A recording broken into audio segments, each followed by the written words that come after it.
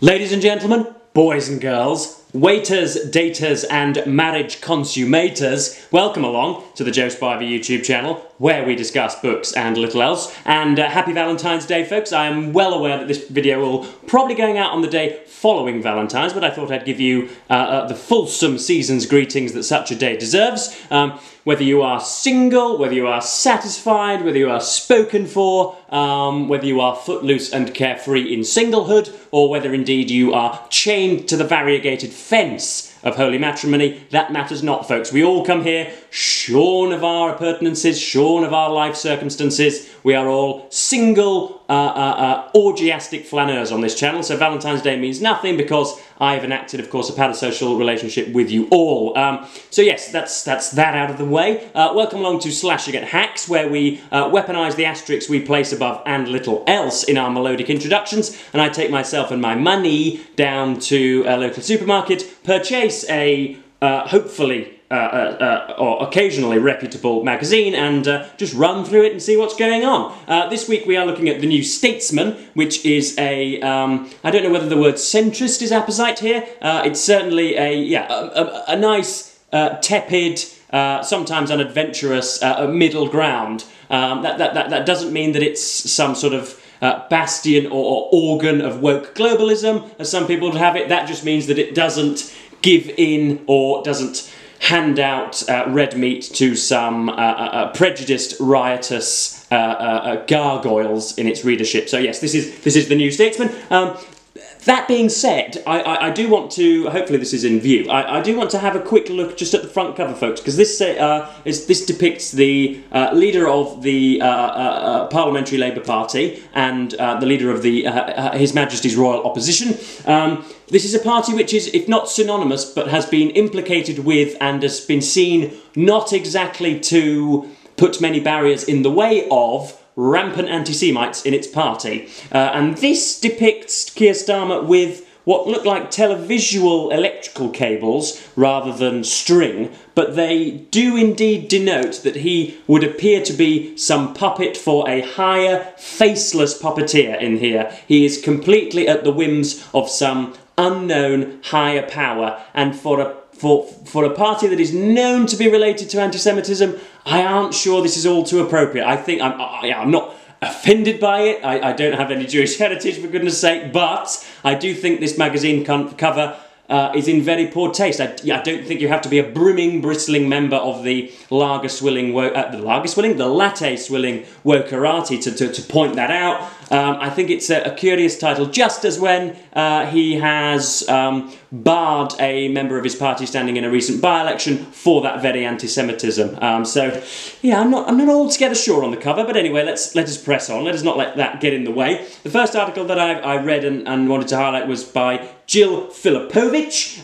This is American Affairs. Joe Biden needs to be far harder on the arrogant and corrupt Benjamin Netanyahu. And of course, like most articles in this magazine, it doesn't talk about the details discussed in the title. It just gives the author or the writer a little bit of an opportunity to self-medicate and engage in some sort of cathartic self-diagnosis. But anyway, Joe Biden has a Gaza problem. The president is facing a backlash from pro-Palestinian activists who have swarmed campaign stops and sometimes shouted him down at abortion rights rallies, auto worker union events, and a pre-Grammys meeting with black entertainers. Cry of Genocide Joe mingle with demands for a ceasefire in the Israel-Hamas war, as well as threats that many progressives won't vote for Biden in November. Some suggest they may even turn to Donald Trump instead. This would be an obvious own goal. Trump is far more hostile to Muslims, generally, and Palestinians specifically than Biden, and is more inclined to give the Israeli government full support in its incursion on Gaza. It is tempting, then, to respond to the "I won't vote for Biden" threats with "Are you insane?"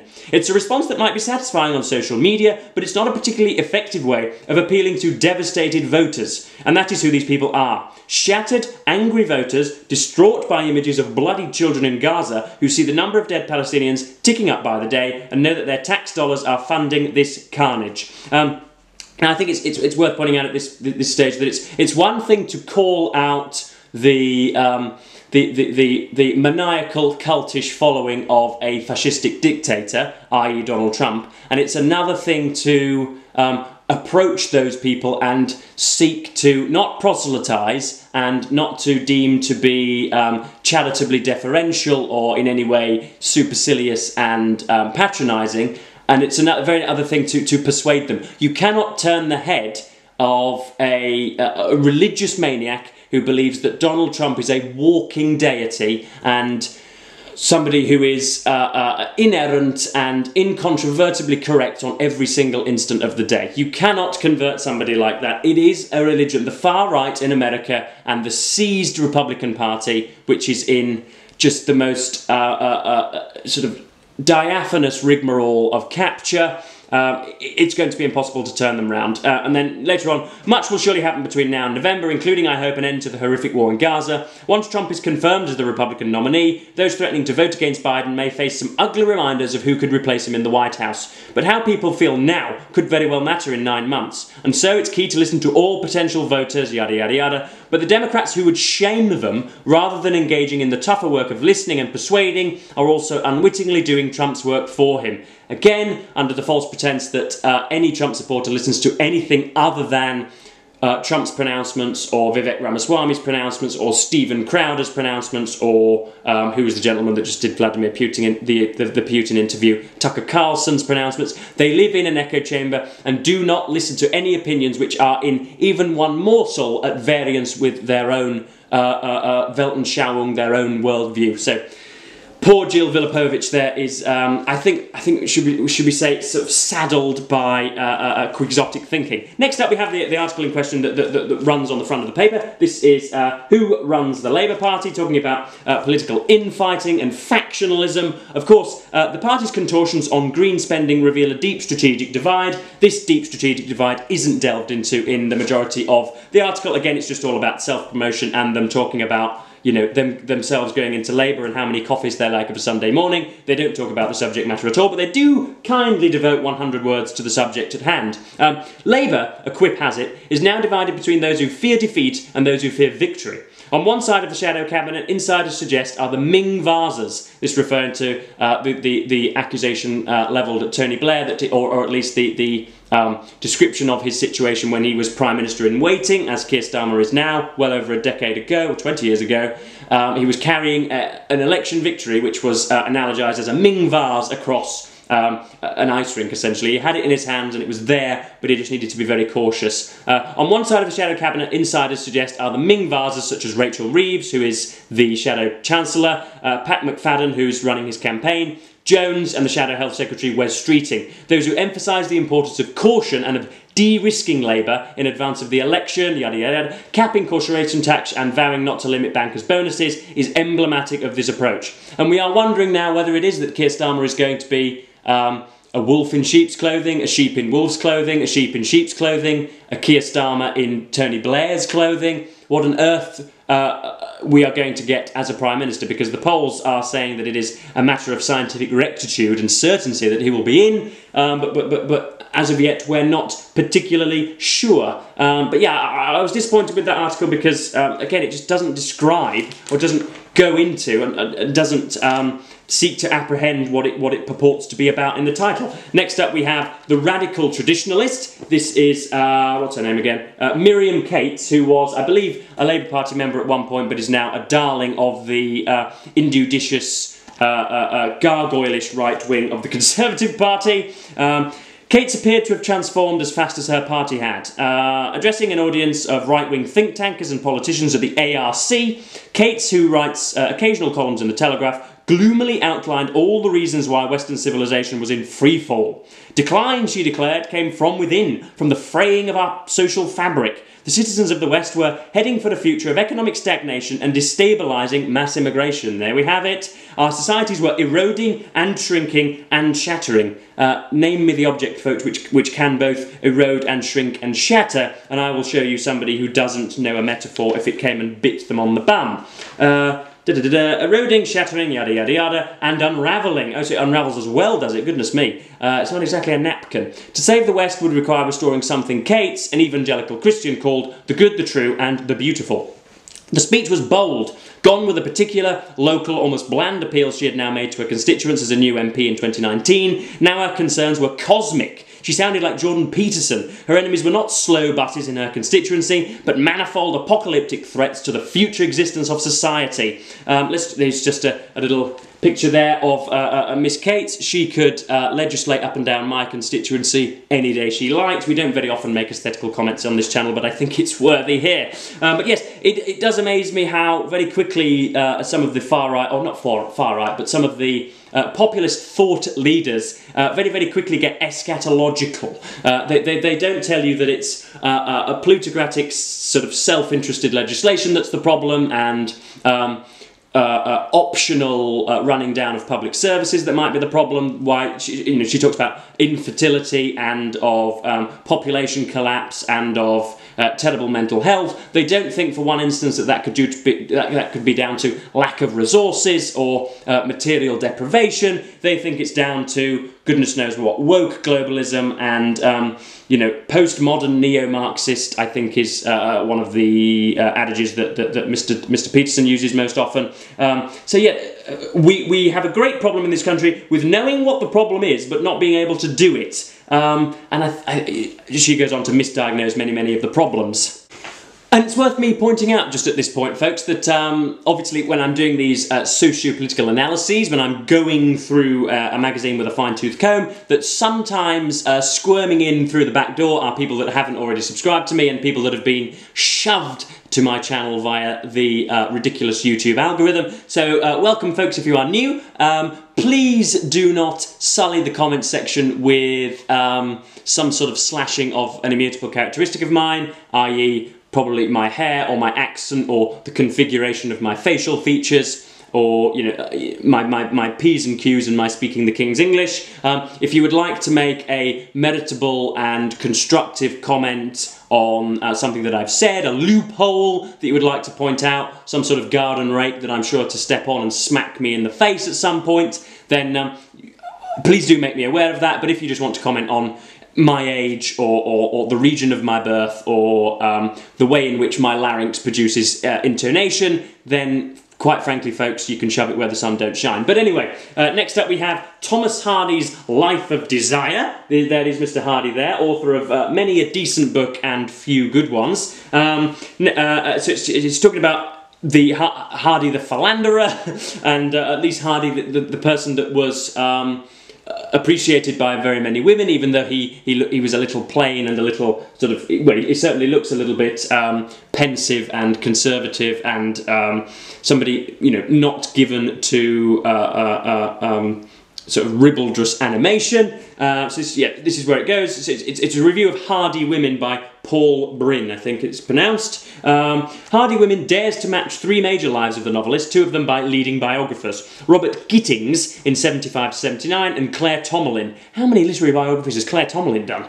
Between these in 85 came a critical biography, yet her own expansive detail has a rationale that makes sense. Since Hardy invents figures whose days pass in obscurity, and since he tried to put it over in his preface to Wessex Poems that his works were, in a large degree, dramatic, not autobiographical, Hardy Women tracks down muses in an array of women who entertained the author's orbit. One of the strengths of this biography is to bring out the interconnections of class and romance. As a baby, Hardy was frail, and in photos as an adult he appears weak, bowed, with a somehow unconvincing moustache, and yet an unastonishing number of women were drawn to him. Emma Lavinia Gifford, the middle-class woman who became Hardy's wife in 1874, explains the phenomenon in her autobiographical novella The Maid on the Shore. For her Cornwall heroine, one suitor's insignificant face and figure and quiet, thoughtful manner had an interest for her more matured mind that no merely dashing, handsome man could have for her again. And once more, the writer reacts with incredulity when a human being who's been around for 70 and 80 years can suddenly sort of flip on a dime, or at least can change their habits and their deportment inside of a decade. I'll never be amazed at a biographer's amazement at someone's ability to change. They think, oh goodness, what a marvel of contradictions this person is. At age 30 he was capricious and womanising and a flaneur, and then at 60 and 70 he became a little bit of a hermit and a little bit more secluded and preferred his own company. what a marvellous figure, when in fact this happens to pretty much everyone. But yes, that's another review of a biography which doesn't really talk about the biography, gives one or two critical comments. Next up we have, Jesus Lord, in praise of sluggish politics, deliberations and reversals are democracy's virtues. The review is by Oliver Eagleton, and it is a book in the long run, the future as political idea, and that's the beginning of it here. And this, again, is just another opportunity for a reviewer to talk about his own ideas discussed in the book without ever commenting on the book's treatment of those ideas. If a book is on Hayek or Keynesian economics or Marxian political theory or, you know, trolls in the 18th century or goodness knows what, mould in Vladivostok or, you know, political fervour in Russia in 1917, the criticism is never directed towards the writer of those books, but at the concepts discussed in those books. I'm not even going to read it out, folks, because you will fall asleep. Oliver Eagleton here has just essentially just weighed in with his own prevarications and his own, just circumlocucious, unreadable bilge. But anyway, we're getting to the back of this thing at last. Next up, I'm going to make a big reveal here, folks. You may have noticed that I've become perhaps slightly apathetic in my videos, slightly contrived. You think that everything's a little bit scripted. You can see that I'm not trying as hard on YouTube as I once was, and that may well be because, well, that may well be the case. That may be because I have other priorities at hand. You would be amazed what 2,700 subscribers does for one's CV and one's social cachet. It is now at this point that I can reveal that I am in a Netflix rom-com docuseries / drama. I am in One Day by Netflix, and here is one picture of the production here. This is where I was my typical sort of aloof, unserious, upper middle class self, or I at least can play that part really very well, clutching the neck and jawbone of my significant other. But this is One Day. This is a review of the stuff. This is by Rachel Cook. Rom-coms are perilously difficult to write, and should you miraculously get the tone right, you're still not out of the woods. Success rests on the chemistry of your leads. I don't think Ambika Mod, their characters are of course opposites. Her northern, chippy and hard-working, him posh, floppy-haired and arrogant. Don't know why they cast me, but while their performances are perfectly good, no electricity crackles beneath. They're not sexy together. We don't believe in their endless toing and froing. We're not willing them on. Ghastly as Emma's boyfriends are, I couldn't see why she would prefer Dexter and vice versa. Her charmlessness should be like a pair of spectacles he can whip off, but there is never a moment when she's fully endearing. So that's a review of something that I starred in. That's One Day on Netflix. My thespianic debut, folks, so please do go and check that out. We've got one more thing just to review before I go and have my merry way with A Venetian Bride. We've got something, but oh no, we haven't. We've got something by, yes we do. We have something by Pippa Bailey, and this is on female and male contraception. She talks about the vicissitudes that women go through when they take the pill, or whether they have the implant, or many other things, yada yada yada. It's all going very well, and I would like to make it known that it has been one of my chief concerns on this channel to let everybody know, via literature and via some of these socio-political magazines, that I think women's lives are more difficult in this world in innumerable ways, and I think first, second, even heaven forbid third wave feminism, before the 18th wave feminism we've got now, was a meditable and a brilliant political cause that fought against the prejudices of sweaty and horrible men. So that's a preface to this tirade. So there is not a single contraceptive, this is halfway through the article, there is not a single contraceptive with a 99% efficacy that doesn't have trade-offs. Sure, the natural family planning method doesn't involve introducing synthetic hormones to your body, but I know of only one friend who uses it, and she has had 2 unplanned babies in 3 years. I don't like those odds. The lengthy list of side effects accompanying hormonal contraception typically involves some combination of headaches, nausea, breast tenderness, mood swings, weight gain, loss of libido, acne, and irregular bleeding. It sounds like Stamford Bridge after a bad result. Irritatingly, an otherwise promising trial for a male contraceptive was halted because these exact side effects were considered unconscionable. Now, it is the case with some pharmacological projects in this regard that sometimes the male side effects of male contraceptives have caused those projects to be disregarded. But that is not the case with most of them. What is the problem is reboosting sperm counts once the said male has been taking those sexual impediments, as it were, or has been taking those contraceptives for 6 months. Rebooting the sperm is really, really very, very difficult. That's the big insurmountable hurdle which has stopped them going into production. Do you seriously think that a pharmacology company, faced with the prospects of $400 trillion of profit every single hour by being able to release a male contraceptive, have said, well, it gives males nausea and we'd rather them not have nausea, so we won't bother producing it? Half of the board are female, half of the production company, half of the marketers are female, and so this idea that every pharmacology company does not want to release a product because males might get acne and skin irritation is absolutely rubbish. The female contraceptive gives women a shield, which is a very, very easy and reversible task, but the male contraceptive takes the sword away from the gentleman, and that is a much less reversible operation / undertaking, if you know what I mean. So Pippa Bailey, it's a great article talking about, again, the vicissitudes of female contraception, but unfortunately it gets a little bit gender-baited at the end there. But that pretty much sums me up, that pretty much does me for today, folks. I don't know whether I've had bees in my bonnet over these articles. There is something really satisfying in being sort of amicably enraged, if that's not an oxymoron, by some of the stuff here. But I'm going to conclude this at about 20 minutes because, yeah, by this point you've all left anyway, and I'm getting no ad revenue from my subservient acolytes. So yes, I'm going to thank you ever so much for watching BookTube, and say goodbye.